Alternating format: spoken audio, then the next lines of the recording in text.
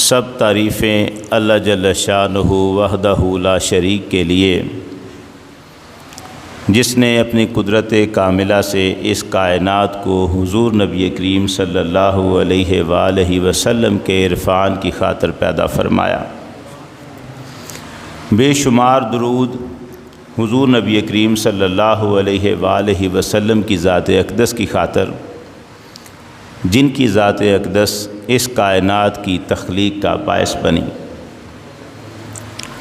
اللہ جل شانہ نے قرآن مجید میں سورۃ النحل میں ارشاد فرمایا، اعوذ باللہ من الشیطان الرجیم، بسم اللہ الرحمن الرحیم، من کفر باللہ من بعد ایمانہ الا من اکرہ وقلبہ مطمئن بالایمان ولکن من شرح بالکفر صدرا فعلیہم غضب من اللہ ولہم عذاب عظیم۔ صدق اللہ العظیم وصدق مولانا رسولہ الکریم۔ حاضرین محترم، آج ہم ایک خاص موضوع پر گفتگو کرنے والے ہیں۔ ہماری ہر گفتگو اور ہمارا ہر موضوع اس بات سے جڑا ہوا ہوتا ہے کہ ایک مسلمان کی کل متاع اور ایک مسلمان کی کل دولت وہ محمد عربی کا عشق ہے، اس کے علاوہ کچھ نہیں، صلی اللہ علیہ وآلہ وسلم۔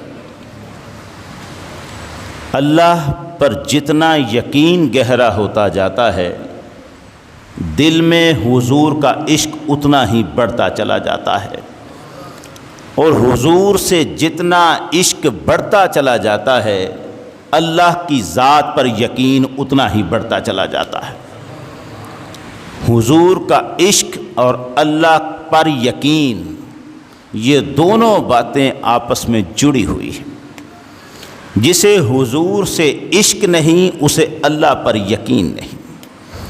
جسے اللہ پر یقین نہیں، اس کے دل میں محمد کا عشق نہیں، صلی اللہ علیہ وسلم۔ جب یہ دولت حضور کے عشق کی بندے کے پاس ہے، تو پھر دنیا کا مال اس کے پاس ہو تب بھی، نہ ہو تب بھی، اس کا دل خدا کی شکر گزاری میں گرا رہتا ہے۔ اسے اپنے کسی حال پر کوئی دکھ نہیں ہوتا۔ یہ ضروری نہیں ہوتا کہ حضور سے عشق کرتا ہے تو دنیا کی دولت بھی ضرور اس کے پاس ہو۔ یہ بھی ضروری نہیں ہے کہ حضور سے عشق کرتا ہو تو دنیا کی دولت اس کے پاس ہو ہی نہ۔ یہ ضروری نہیں ہے۔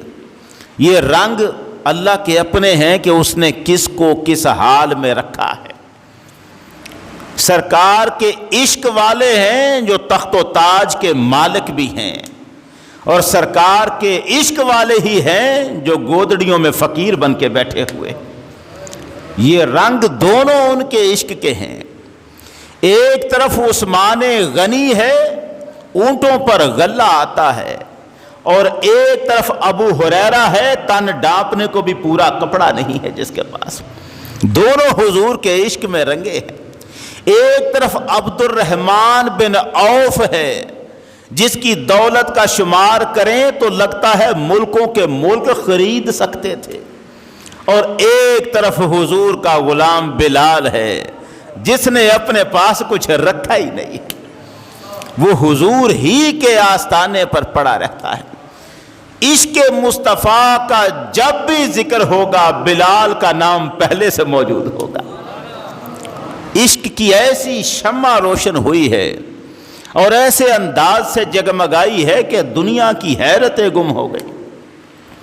آج ہم نے جو گفتگو کرنی ہے وہ حضرت بلال حبشی رضی اللہ تعالیٰ عنہ، ان کا وہ عشق رسول جس نے ان کو یہاں تک اوپر اٹھایا کہ عمر فاروق رضی اللہ تعالیٰ عنہ اتنی بڑی سلطنت کے خلیفہ اور اتنے جاہ و جلال کے مالک، وہ بھی پکار پکار کے کہا کرتے تھے یہ بلال کو غلام نہ سمجھنا، مجھ عمر کا بھی آقا یہی ہے، یہ بلال ہمارا سردار ہے، سیدی، کبھی آواز دیا کرتے تھے سیدی تشریف لائیں، میرے آقا ادھر آئیں، انت سیدنا، آپ ہمارے آقا ہیں۔ کہا کرتے تھے ابو بکر سیدنا آتاکا سیدنا، ابو بکر ہمارے سید ہیں، سردار ہیں، اور انہوں نے ہمارے ایک سردار کو آزاد کروایا ہوا ہے۔ بلال تو غلام تھے۔ اب یہ جو حضرت بلال رضی اللہ تعالیٰ عنہ ہے، کہانی دیکھیں شروع کہاں سے ہوتی ہے۔ مفلسی کی اس سے نیچے کوئی انتہا نہیں ہے کہ بندہ کسی کا غلام ہو۔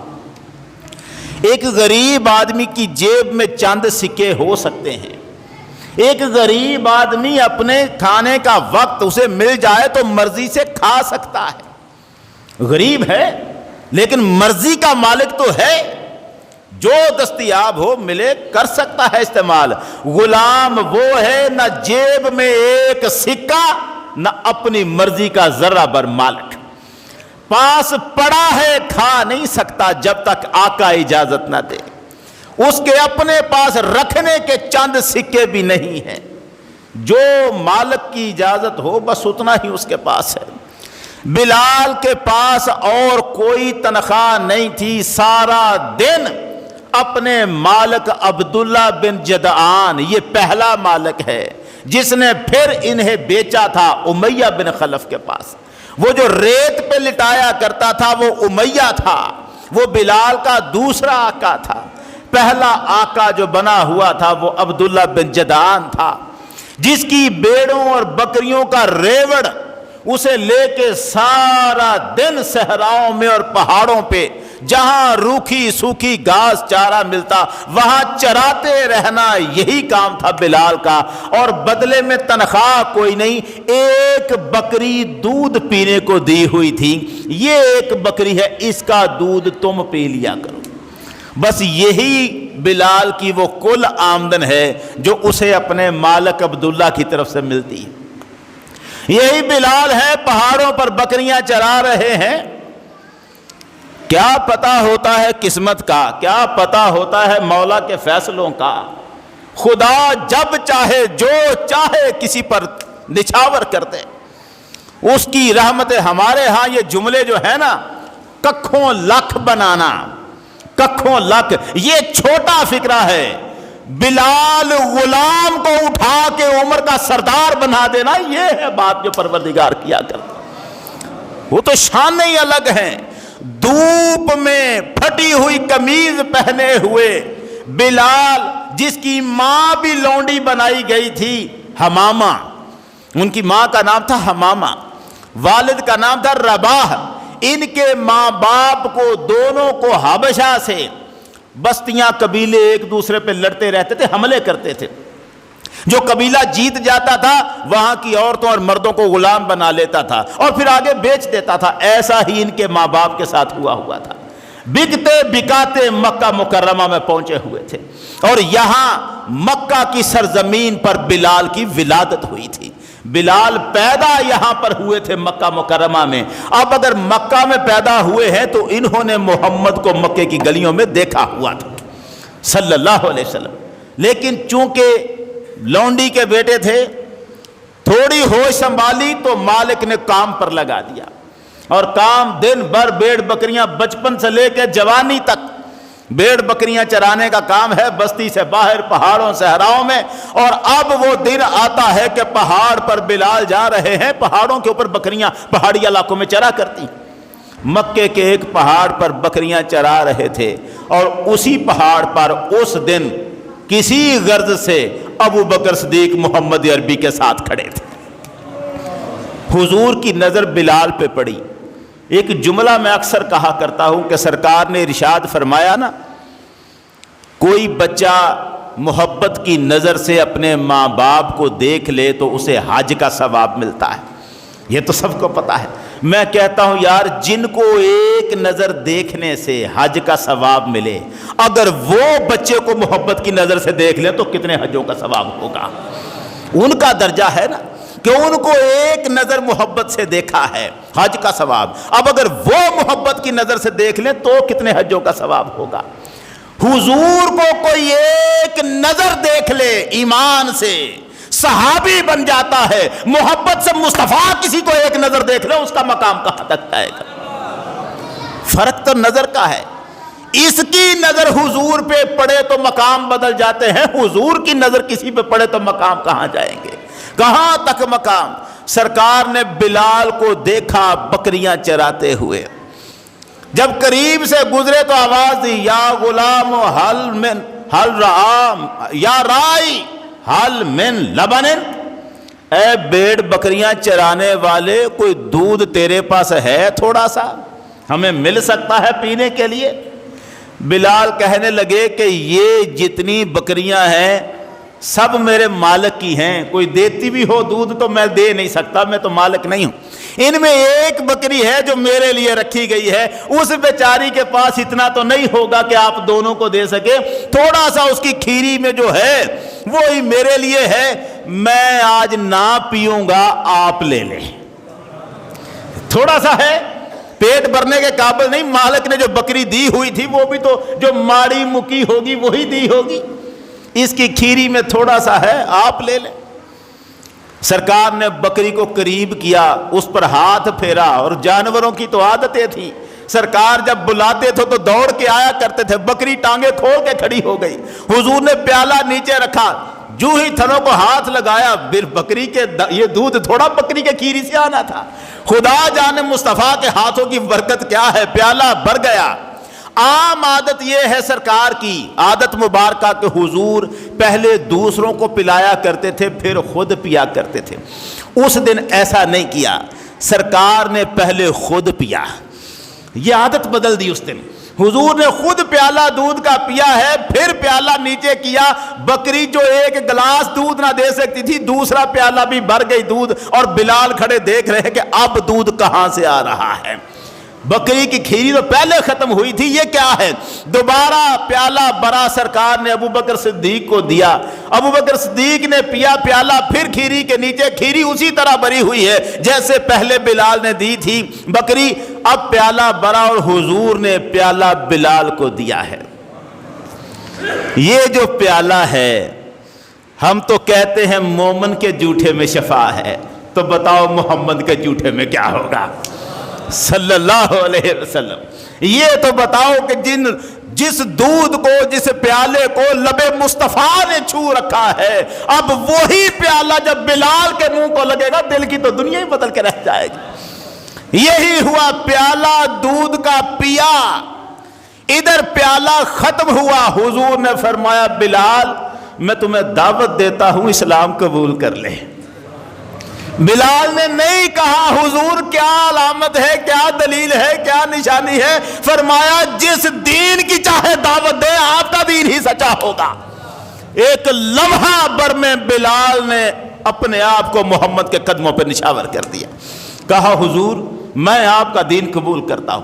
یہاں سے بلال کی کہانی شروع ہوئی ہے، اور اب پھر وہ وقت آتا ہے جس میں بلال بت خانے میں جاتا ہے اور ایک ایک بت کو دیکھتا ہے، اس کے منہ پہ تھوکتا چلا جاتا ہے اور کہتا جاتا ہے جس نے تمہاری عبادت کی ہے ناکام ہوگا، نامراد ہوگا، تم ایسے مردود ہو۔ بتوں کو کہتا جاتا ہے، بلال رضی اللہ تعالیٰ نے اس وقت کہہ رہے ہیں، میں تھوڑی سی چونکہ بات اس شروع والے لمحوں کی کر رہا ہوں، اب وہ دیکھتے ہیں بتوں کو، کوئی دیکھ رہا تھا کہ بلال یہ کیا حرکت کر رہا ہے، اس نے جا کے لوگوں میں شور مچایا، یہ بلال غلام عبداللہ بن جدعان کا بتوں کی طرف تھوک رہا۔ لوگ اکٹھے ہوئے، عبداللہ بن جدعان کے پاس، کہا تو بے دین ہو گیا ہے یا تیرے غلاموں پر تیرا قابو کوئی نہیں رہا؟ اس نے کہا کیا ہوا؟ کہا تیرا غلام ہے بتوں کے اوپر یہ معاملے کر رہا۔ ابو جہل اور امیہ سب سے آگے ہیں اس فتنے کو ہوا دینے میں۔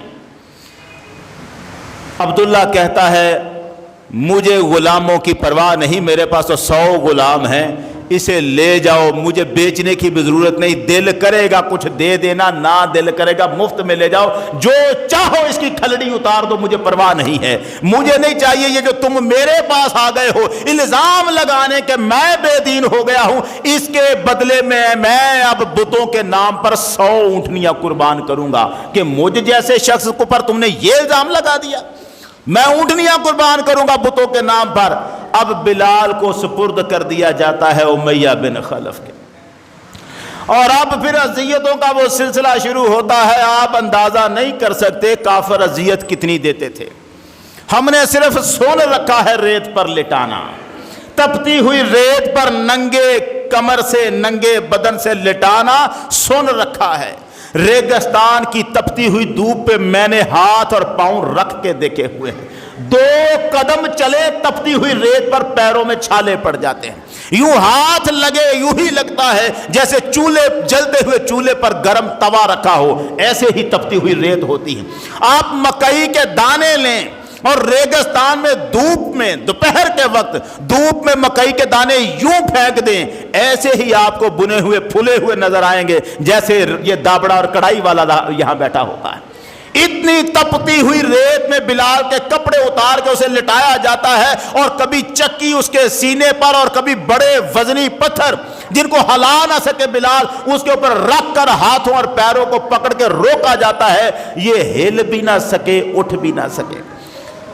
ہمیں صرف اتنا پتا ہے کہ بلال کو لٹایا جاتا تھا، ہمیں نہیں پتا کہ بلال کا پیچھے سے بھی سارا جسم جل چکا تھا، سامنے سے بھی سارا جسم جل چکا تھا۔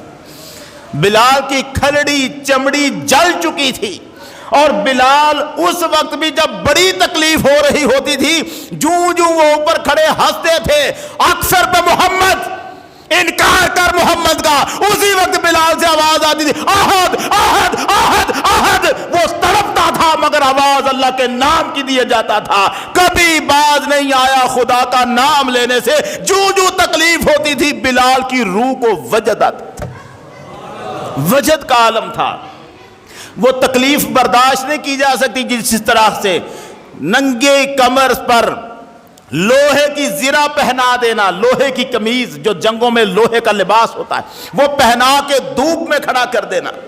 یہ یہاں لوہے گارڈر کا کام کرنے والے گرمیوں میں دستانے پہنتے ہیں، کپڑا پکڑتے ہیں، سریا تپ رہا ہو اسے تپتی ہوئی دھوپ میں نہیں پکڑا جا سکتا، اتنا گرم ہوتا ہے، اور اسی سریے کا لباس پہنا کے اسے پہنا دھوپ میں کھڑا کر دیا جائے، کیا حال ہو۔ جسم پر نشان پڑ چکے تھے، سامنے بھی پیچھے بھی، بلال تڑپتا تھا۔ اذیتیں دینے کا یہی طریقہ نہیں تھا، گلے میں رسی ڈال کے بچوں کے حوالے کر دیا جاتا تھا، آگے سے کھینچتے جاؤ پیچھے سے پتھر مارتے جاؤ، وہ پتھر بھی پھینکتے تھے، جوتے بھی پھینکتے تھے۔ بلال اب مکے کی گلیوں میں پھرایا جاتا تھا، اور جو ظلم جس سے ہو سکتا تھا وہ کرتا تھا۔ مکے والے ظلم کرنے میں کوئی کمی نہیں چھوڑتے تھے، اتنے ظلم ان لوگوں نے ڈائے ہیں۔ حضرت عبداللہ ابن مسعود کہتے ہیں شروع میں 7 لوگوں نے اپنے دین کا اعلان کیا تھا۔ ایک تو خود محمد الرسول اللہ تھے جنہوں نے فرمایا تھا تمہارے بت کچھ نہیں ہیں، اللہ ایک ہے اور میں اس کا رسول ہوں۔ سرکار کا تو معاملہ الگ تھا، اب ان کے علاوہ 6 بندوں نے اپنے دین کا اعلان کیا تھا، جن میں ایک ابو بکر صدیق ہے، اور ان کا بھی آپ کو پتا ہے کہ شروع میں کافروں نے کتنا تنگ کیا، اور پھر ان کے قبیلے والے چونکہ مضبوط تھے اس لیے ان کو بچا لیا۔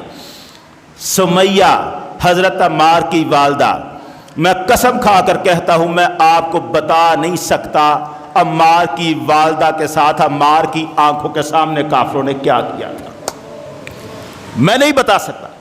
میں آپ کو صرف اتنا ہی بتایا جاتا ہے نا کہ رسیوں سے باندھ دیا گیا تھا ٹانگوں کو، اس سے زیادہ کیا تھا نہیں بتا سکتا میں کہ ان کے ساتھ کیا کیا۔ عمار سامنے کھڑے دیکھ رہے تھے، اور پھر کوئلے دہکتے ہوئے عمار کے سر پر پھینکے، دابڑا بھر کر پھینکتے جاتے تھے، کہتے تھے اغفر میں محمد، اغفر میں محمد، کیا محمد کا برا ہے، محمد کو برا کہہ، یہاں تک تڑپایا۔ اللہ جانے عمار کے دل کی نیت کیا تھی، لیکن ایک دن وہ آیا کہ عمار برداشت نہیں کر سکے۔ عمار نے کہا مجھے چھوڑ دو، جو کہتے ہو میں کہہ دیتا ہوں۔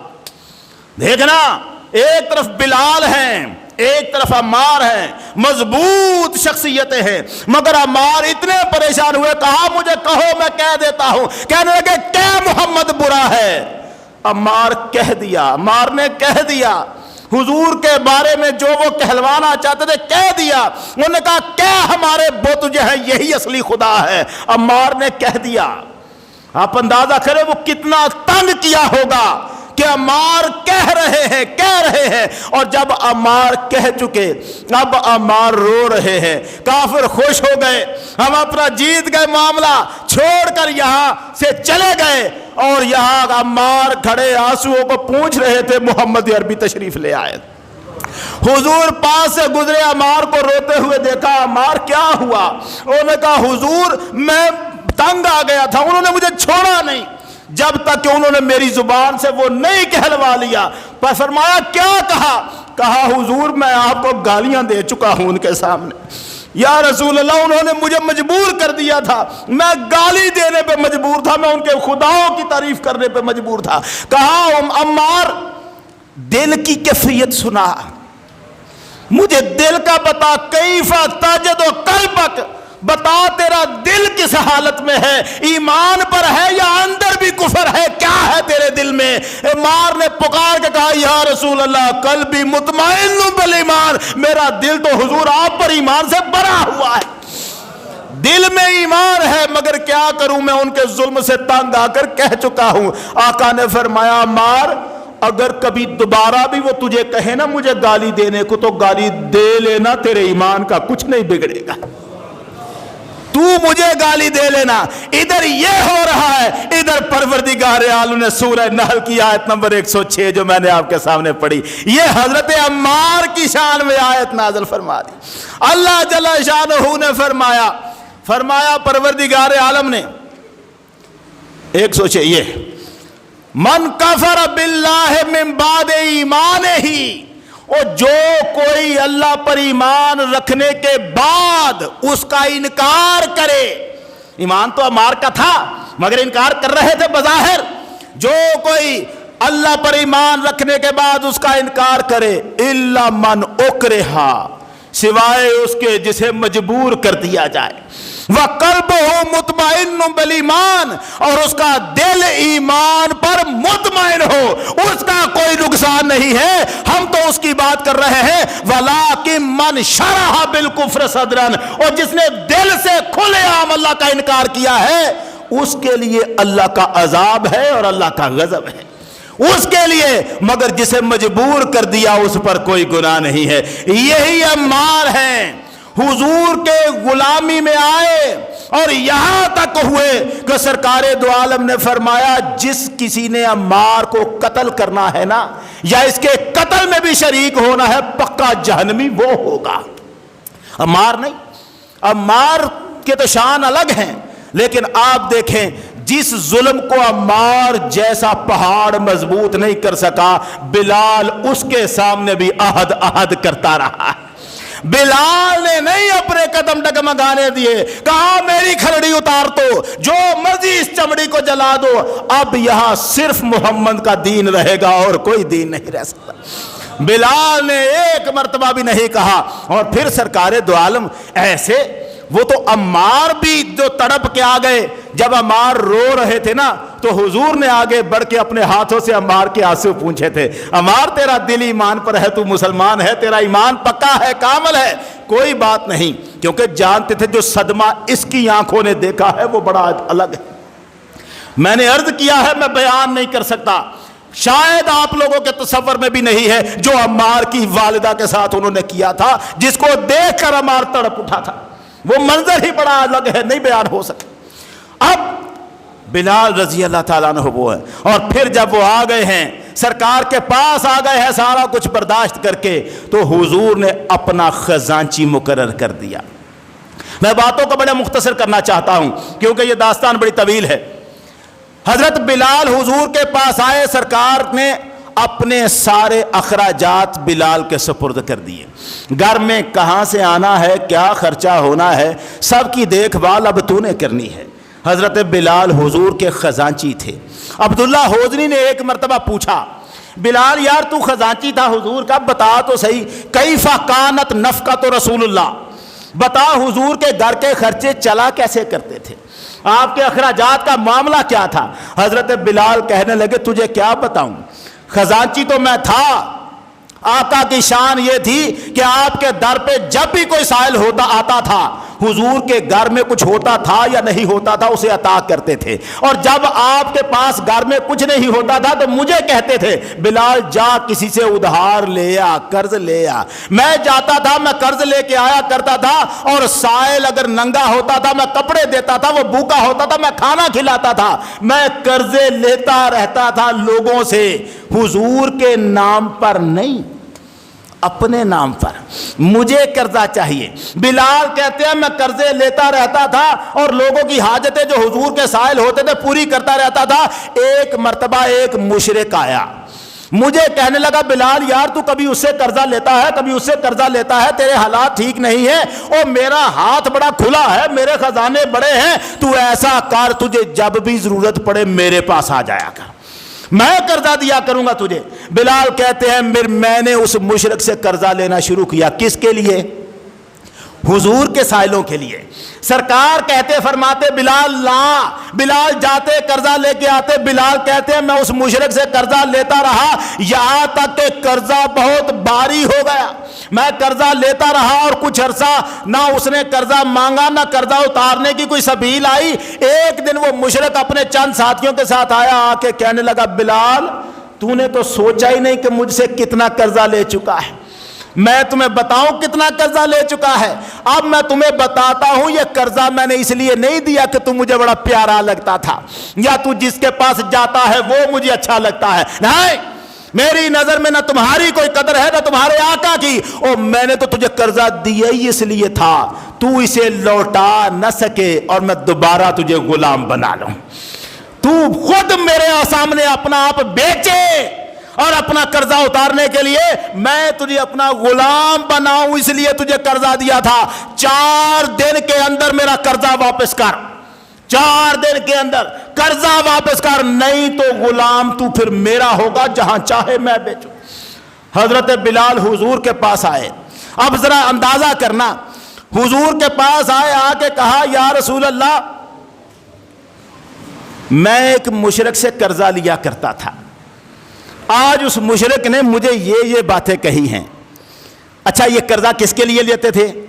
حضور کے لیے، قرضہ تو حضور کے لیے تھا۔ کہا حضور میں قرضہ لیا کرتا تھا، آج اس نے یہ باتیں کہی ہیں اور میں یہ دیکھتا ہوں کہ حضور آپ کے کاشانہ اقدس میں بھی اس وقت قرضہ چکانے کا سامان نہیں ہے، میرے پاس بھی کچھ نہیں ہے۔ یا رسول اللہ اس نے مجھے دھمکی دی ہے کہ مجھے اپنا غلام بنا لے گا، آقا میں اس کا غلام نہیں بننا چاہتا، آپ مجھے اجازت دیں، ارد گرد بستیاں مسلمانوں کی ہیں، میں کچھ دنوں کے لیے کسی بستی میں جا کے چھپ جاتا ہوں، جب آپ پر اللہ کوئی رزق اتار دے گا تو میں آ جاؤں گا، پھر قرضہ اتار دیں گے۔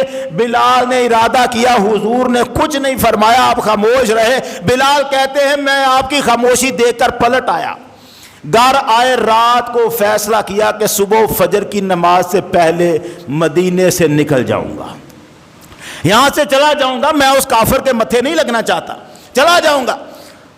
رات کو ایک مرتبہ آنکھ کھلی، دیکھا ابھی اندھیرا ہے، پھر سو گیا، پھر آنکھ کھلی، ابھی فجر کا وقت نہیں ہوا تھا، میری آنکھ کھلی، میں نے سامان سرہانے رکھا ہوا تھا، اٹھ کے چلنے لگا، دروازے پہ دستک ہوئی، کسی نے کہا بلال عجب رسول اللہ، دوڑ کے جا، تجھے محمد عربی بلا رہے ہیں، جا ان کے آستانے پر۔ بلال کہتے ہیں میں دوڑا، حضور کے دروازے کی طرف آیا، میں نے دیکھا مسجد نبوی کے دروازے پر 4 اونٹنیاں سامان سے لدی ہوئی بیٹھی تھی۔ میں اندر گیا، جا کے پوچھا یا رسول اللہ آپ نے بلایا ہے؟ فرمایا بلال جاک اللہ بقضائک ابشر فقط جاک اللہ بقضائک، او بلال تجھے مبارک ہو، تیرا قرضہ اتارنے کے لیے عرش کا رب خود چل کے آ گیا۔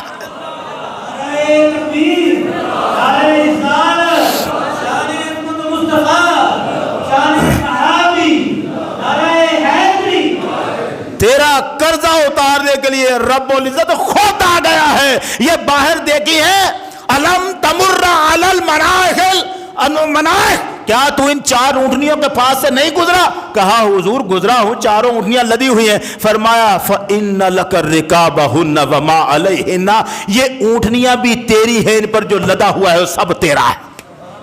قرضہ کس کا تھا؟ حضور کا۔ قرضہ حضور کا۔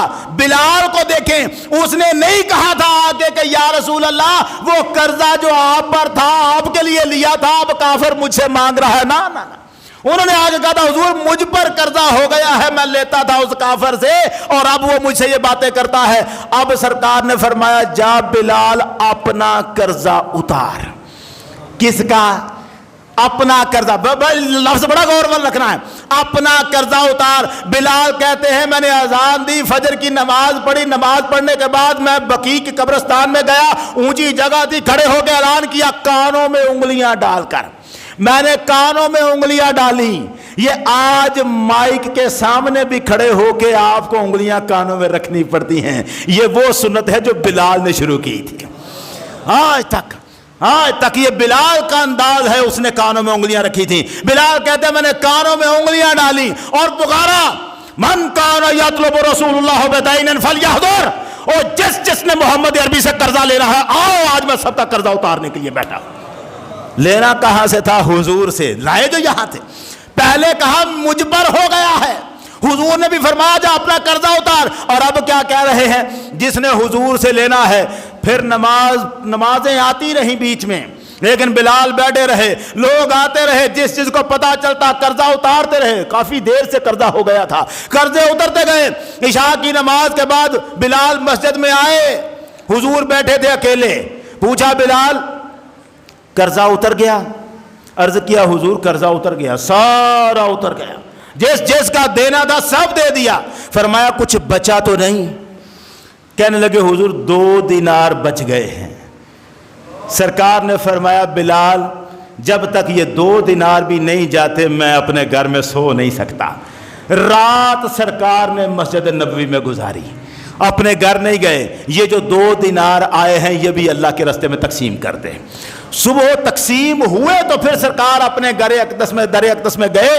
حضور یہ بلال، اب معاملہ یہ ہے بلال جب تک قرضہ اتار نہیں لیتے اسے اپنا قرضہ کہتے ہیں، اور جب اتر جاتا ہے قرضہ اس وقت آگے کہتے ہیں یا رسول اللہ اللہ نے آپ پر جتنا قرضہ تھا سارا اتار دیا، پہلے قرضہ میرا تھا جب تک نہیں اترا، اور جب اتر گیا اب محمد کا ہے۔ کمال ہے فکرہ، نقص جب تک ہو نسبت اپنی طرف، اور کمال جب بھی آئے نسبت سرکار کی طرف۔ کہا قرضہ مجھ پر ہو گیا ہے میں اتار نہیں سکتا، اور جب اتر گیا تو کہا حضور قرضہ سارا اللہ نے آپ پر جو تھا نا اتار دیا ہے۔ اور یہی بلال ہیں جو سرکار کے وصال کے بعد پھر چلے جاتے ہیں شام مدینہ چھوڑ کر، شام چلے گئے، ایک عرصہ وہاں گزر گیا، اور ان کو پھر ملے ہیں خواب میں سرکار دو عالم۔ کمال ہے وہ جملہ جو حضور نے فرمایا تھا، میں نے پہلے بھی ایک مرتبہ اس خواب کا ذکر کیا تھا، مجھے وہ یاد آتا ہے جو ایک مصر کے رہنے والے نے اس خواب کو سن کر کہا تھا۔ ہم لوگ عربی نہیں جانتے نا، وہ جانتے ہیں، وہ ان لفظوں کا وزن جانتے ہیں۔ سرکار نے فرمایا ما ہذہ الجفوۃ یا بلال، اے بلال یہ کیا بے وفائی ہے، یہ جو جملہ بولا اما آنا لکا ان تزورنی، ابھی تک وہ وقت نہیں آیا کہ تو میری زیارت کرنے آئے مدینے میں، کیا بے وفائی ہے۔ اور مصر کا بندہ جب یہ حدیث سنی نا کہنے لگا واللہ ھذا کلام عظیم، اللہ کی قسم اتنی اونچی بات ہے جس کا شمار ہی نہیں ہو سکتا، بہت بڑی بات ہے یہ۔ حضور نے فرمایا بلال کیا بے وفائی ہے تو میری زیارت کو نہیں آتا۔ بلال صبح اٹھے، آنکھوں میں آنسو تھے، غم کی کیفیت تھی، اونٹنی پہ اپنے کجاوے باندھے سامان اٹھایا اور مدینے کی طرف صبح چل پڑے۔ جہاں مدینہ میں جو آئے ہیں، جو منظر مدینہ میں ادھر داخل ہوئے، گلیوں میں پھرنے والے لوگ ایک دوسرے کو کہہ رہے تھے دیکھو بلال آ رہے ہیں، بلال آ رہے ہیں۔ بلال مدینے کی سرحد سے لے کر مسجد نبوی تک پہنچے، اور مدینے کے ہر گھر میں خبر پہنچ چکی تھی بلال مدینے آ گئے ہیں. سارے گھروں میں مرد گھروں سے نکل آئے اور بلال کو ملنے کے لیے بلال آ گئے ہیں. اور بلال کا عالم یہ تھا, حضور کی قبر کے پاس پہنچے, گر پڑے, گھٹنوں کے بل گر پڑے. فجعل یبکی عنده, آنکھوں سے آنسوں کی لڑیاں چل رہی ہیں. ویمرغ وجهه علیہ, اور سرکار کی قبر پر کبھی دائیں گال رکھتے ہیں کبھی بائیں گال رکھتے ہیں, اپنا منہ رگڑتے ہیں حضور کی قبر انور کے ساتھ. اتنے عرصے کے بعد تو سرکار کی قبر انور کو دیکھا تھا آ کے, کیفیت بدل گئی. کسی نے جا کے دوڑ کے حسن و حسین کو بتایا, انہوں نے کہا بلال مدینے آئے ہیں. جب بلال یہاں رو کے فارغ ہو کے پلٹے نا پیچھے تو حسن اور حسین کھڑے تھے. چھوڑ کے گئے تھے تو اور رنگ تھا, اب جو پلٹ کے دیکھا ہے تو حسن و حسین اتنے عرصے کے بعد دوڑے. فجعل یدمہما, ان کو چومنے لگ پڑے اور گلے لگانے لگ پڑے. ایک مرتبہ نہیں چوما, دیر تک بلال کی کیفیت یہ تھی, کبھی حسن کا ماتھا چومتے کبھی حسین کی منہ کو چومتے, چوم چوم کے گلے لگا کے پھر جملہ کہا ہے حسن حسین نے. پہلا جملہ, یا بلال نشتہی ان نسمع اذانک الذی کنت تؤذن لرسول اللہ. بلال دل کرتا ہے وہ اذان سنیں جو تو حضور کو سنایا کرتا تھا. ایک عرصے سے مدینہ بلال کی آواز سے خالی تھا. اب بلال حسن و حسین کی بات کو نہیں ٹال سکتے تھے, مسجد کی چھت پہ چڑھ گئے, کھڑے ہو گئے. یہی بلال ہے جس نے کعبے کی چھت پہ بھی چڑھ کے اذان دی ہوئی ہے. چھت پہ چڑھ کے اذان دی, اللہ اکبر اللہ اکبر. خدا جانے بلال کی آواز کیا تھی. روایت کہتی ہے ارتجت المدینہ, یوں لگا جیسے مدینہ کانپ اٹھا ہو پورا کا پورا. ہر گھر سے بچے نکل آئے, بڑے نکل آئے. اشہد ان لا الہ الا اللہ, زیادہ تعجیل شور کی آوازیں تھی ہر طرف سے. ادھر بلال کہتے تھے اشہد ان لا الہ الا اللہ, پورے مدینے سے آواز آتی تھی اشہد ان لا الہ الا اللہ. ہمیں عادت نہیں ہے نا اذان سن کر اذان کا آواز جواب دینے کی عادت ہمیں نہیں, مدینے والوں کو تھی. جو کلمہ مؤذن کہتا ہے پیچھے وہی کلمہ دہراتے ہیں. بلال نے کہا اشہد ان لا الہ الا اللہ. سارے مدینے سے لوگ اکٹھے ہیں, مجمع ہے, آوازیں آ رہی ہے اشہد ان لا الہ الا اللہ. اور روایت نے بڑا اگلا جملہ عجیب کہا جس وقت بلال نے کانوں میں انگلیاں رکھ کے کہا نا اشہد ان محمد رسول اللہ, خرج العواتق من خدورہن. کنواری پردہ نشین لڑکیاں گھروں میں نہیں رہ سکی, نکل کے باہر آ گئی. عورتیں گھروں کو چھوڑ کر باہر آ گئی. سارا مدینہ ٹوٹ پڑا. بلال کی اذان کو سن کر ایک بھی راوی کہتا ہے اس دن مدینہ میں رونے کی جتنی آواز تھی نہ پہلے سنی گئی نہ بعد میں کبھی اتنی آواز سنی. ہراک اشکبار تھی. ایک عرصے کے بعد بلال کو لوگوں نے دیکھا تھا, وہ بلال جسے اب دنیا اپنا آقا مانتی تھی. حضور کی محبت جن دلوں میں بس جاتی ہے لوگ ان کو اپنے سروں پہ اٹھاتے ہیں. کون جانتا تھا خادم حسین رضوی کون ہے؟ کس کو پتا تھا یہاں کتنے مولوی ہیں, کتنے علماء ہیں, کس کو پتا تھا؟ لیکن ایک مرتبہ عزت رسول کا پہرے دار بن کے کھڑا ہوا. اب دنیا کا ہر بندہ کہتا ہے میں عزت رسول کا پہرے دار ہوں. ہمارے پاس تو صرف لفظ ہیں, دل تو خادم حسین کے پاس تھا. پھر دنیا نے جس طرح کندھوں پہ اٹھایا ہے, مولوی نہیں رہا, علماء اس کے گھٹنوں کو ہاتھ لگانے والے بن گئے. حضور کی محبت جس دل میں بس جاتی ہے, جس دل میں سرکار کا عشق آ جاتا ہے, زمین والے بھی اس کی پرواہ کرتے ہیں, عرش والا بھی اس کا خیال رکھتا ہے. پروردگار اسے اکیلا نہیں چھوڑتا.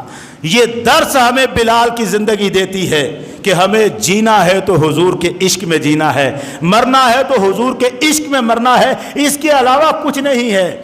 یہ جو جتنا طوفان اس وقت میرے ملک میں مچ گیا ہے نا, ریس لگ گئی ہے. ہر کوئی یہ ثابت کرنا چاہتا ہے. پہلے کیا تھا؟ پہلے یہ تھا کہ یہ گستاخ رسول ہے, یہ گستاخ رسول ہے, یہ تھا. اب بدل گیا. اب ہر کوئی ثابت کرنا چاہتا ہے میں عاشق رسول ہوں, میں عاشق رسول ہوں. حکومت ہو یا اپوزیشن, ہر کوئی اس طرف لگ گیا ہے. وہابی ہو, سنی ہو, دیوبندی ہو, یہ پیچھے رہ گئے. ان کے تو جھگڑے ہی ختم ہو گئے. مجھے تو لگتا ہے ایک کرم اللہ نے کیا ہے یہ سیاسی مخالفتوں پر شکر ہے اب کوئی سنی وہابی والا نام ختم ہو گیا، اب یہاں اور ہی مسئلہ چل پڑا ہے، وہابی دیوبندی اب اکٹھے ہو رہے ہیں، میں بتاؤں آپ کو، اور ان کو اکٹھا ہوتے دیکھ کر دشمن نے یہ نئی آگ پھینکی تھی کہ یہ مذہب کے نام پہ اکٹھے ہو رہے ہیں، ان کو سیاست کے نام پہ توڑ دیا جائے، اور اتنا ہو گیا کام کہ اب ہر کوئی اسی بات پر اپنا عشق ثابت کرنا چاہتا ہے لوگوں کے سامنے۔ یار جس دل میں محمد کا عشق ہوتا ہے اسے ثابت کرنے کی ضرورت نہیں پڑتی، دنیا خود دیکھتی ہے، آنکھوں سے دیکھ لیتی ہے عشق رسول کیا ہے، وہ تو ایسی طاقت ہے جو سورج بن کے چمک اٹھتا ہے، اسے یوں کھجل نہ کرو اس نام کو۔ عشق رسول، علی پور شریف میں پیر علی حسین صاحب تھے، کسی نے ان کو کہا جناب یہ لوگ ہیں کچھ ماتم کر رہے ہیں، کچھ بنگڑے ڈال رہے ہیں، کیا ہے؟ علی حسین صاحب کی طبیعت اور طرح کی تھی، انہوں نے کہا نہ کسی کے رقص پہ طنز کر، نہ کسی کے غم کا مذاق اڑا، جسے چاہے جیسے نواز دے، یہ مزاج عشق رسول ہے۔ اور یہ تو سرکار کے عشق کی عطا ہے، کس پر کون سا رنگ چڑھ جاتا ہے، کسی کو خوشیاں مل پڑتی ہیں، کسی کو غم مل جاتا ہے۔ جڑنا محمد عربی کے نام پر ہے، سیاست پر نہیں، ٹوٹنا سیاست پر نہیں۔ ہمارے درمیان پہچان صرف محمد کا نام ہے، جب سرکار کا نام ہمارے پاس ہے تو ہم بھائی ہیں۔ اختلاف نظریے کا الگ ہے، کوئی پی ٹی آئی کو مانے، کوئی کسی جماعت کو مانے، یہ الگ ہے۔ اس جنجٹ میں پڑھ کے دشمنیاں نہ مول لیں، لڑائیاں نہ کرے، یہ فتنہ و فساد ہے جو پیدا کیا جا رہا ہے ملک میں۔ امریکہ جو کرنا چاہتا ہے، برطانیہ جو کرنا چاہتا ہے، ہماری کمزوریوں سے وہ فائدہ اٹھا لیتے ہیں، اور ان کے لیے ہم سوچتے ہیں وہ یہ کر رہا ہے، وہ یہ نہیں کر رہا، وہ جو کچھ کر رہا ہے اس طرح کروا کے اور کچھ کرنا چاہتا ہے، اس کے اندازے ہی نہیں ہمیں ہوتے، کس حکومت کو لانا ہے، کس کو بدلنا ہے، کیا ہونا ہے۔ ان دشمنوں کے یہود و نصارہ ایک ہیں، مصیبت ہے وہ جانتے ہیں کہ جب تک مسلمان ایک ہیں ان کو نہیں مارا جا سکتا۔ مسلمان کو مارنے کا صرف ایک ذریعہ ہے، اسے توڑ دیا جائے، بس۔ 14 صدیوں سے کبھی مسلمان نہیں مرا جب تک ایک تھا۔ ہم نے دوسروں کو اصلاح کرنے کا ٹھیکہ لے لیا ہے، اب ہم میں سے ہر کوئی اسی بات پہ کھڑا ہے، یہ غلط ہے، یہ غلط ہے۔ یار میرا خیال ہے ہمیں اس طریقے پہ چلنا چاہیے جو ہم مثال میں سناتے ہیں کہ امام حسین نے وضو کرنا سکھانا تھا اور کسی کو کہا تھا ذرا کھڑے ہو کے دیکھنا میں وضو ٹھیک کرتا ہوں۔ یہ طریقہ کون سکھا رہا ہے؟ خود وضو کر کے دکھایا، دیکھنا میں ٹھیک کرتا ہوں، اور اس نے دیکھا، اس نے کہا غلط تو میں کر رہا تھا، آپ تو ٹھیک ہی کرتے ہیں۔ ہم اب ایک دوسرے کی اصلاح کرتے ہیں دوسرے کو ذلیل کر کے، یہ بالکل غلط ہے، یہ کفر ہے، یہ فساد ہے نا۔ یار اس کو چھوڑیں، حضور کی منشا، میں ایک جملہ کہا کرتا ہوں عام طور پر، سرکار نے امت کو بڑا محنت کر کے جوڑا ہے، آسان نہیں ہے ایک ایک بندے کو مسلمان کرنا، اسلام میں لانا آسان نہیں کام تھا۔ حضرت عیسیٰ معجزے دکھا لیتے تھے، کسی کا مردہ پڑا ہوا ہے زندہ کر لیتے تھے، سرکار معجزے دکھا کے مسلمان نہیں کرتے تھے، آقا اخلاق سے مسلمان کرتے تھے، معجزے بعد میں دکھایا کرتے تھے۔ آپ نے بڑی محنت کی اور ہم نے کیا کیا؟ سنی کہتا ہے دیوبندی کافر ہے، وہابی کافر ہے، شیعہ کافر ہے، شیعہ کہتا ہے یہ تینوں کافر ہیں، ہم میں سے ہر کوئی کافر۔ مسلمان کتنے رہ گئے؟ امت کو توڑ کر ٹوٹا کر کے پورے 22 کروڑ ایک ملک کی عوام، اور اس ملک میں کتنے مسلمان رہیں گے؟ زیادہ سے زیادہ 25-30 لاکھ مسلمان، باقی تو دوسروں کی نظر میں کافر ہیں سارے۔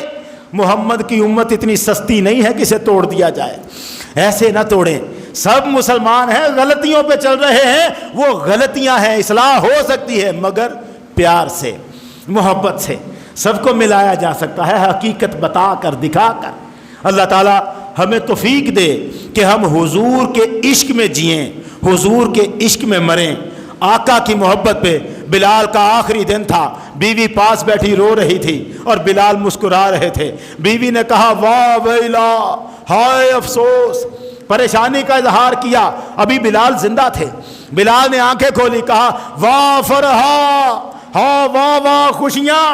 آخری دموں پہ تھے، خوشیاں. بیوی نے کہا تیری سانسیں اٹکی ہوئی ہیں، اب خوشی کی بات کیا ہے؟ بلال کی زبان پر جملہ تھا، کہا غدن نلقی الاحبا محمدم و حزبا، کل وہ دن آ رہا ہے میں اپنے یاروں سے ملوں گا، میں محمد کی بارگاہ میں پیش ہوں گا، صحابہ سے ملوں گا. زندگی یوں گزارے بندہ کہ اسے پتا ہو جب میری آنکھ بند ہو کھلے تو محمد کا چہرہ سامنے ہو. یہ ہے شان سے جینا.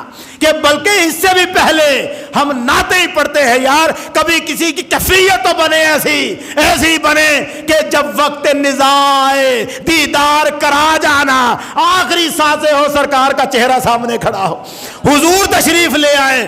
اس طرح بندہ جیے، اس طرح جیے کہ ادھر آنکھ بند ہو تو محمد کا چہرہ دیکھ کے بند ہو، ادھر قبر میں کھلے تو سرکار کی نگاہوں میں، اپنی نگاہوں میں محمد عربی کا چہرہ سامنے موجود ہے. جینا بھی یوں ہو، مرنا بھی یوں ہو. محبت جب دل میں ہو سب کی تو ایسا جینا مل جائے گا.